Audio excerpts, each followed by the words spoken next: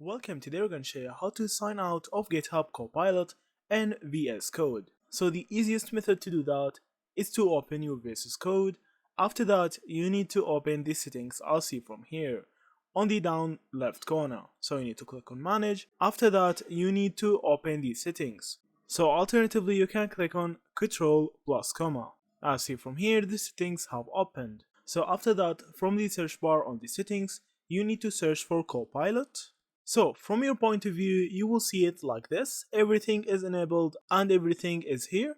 So if you want to edit these settings, all you need to do is to click on edit JSON, or you can just change this from true to false. As see, you can just click on OK. Alternatively, you can click on edit in JSON and you can edit the enabled settings to off, as see from here.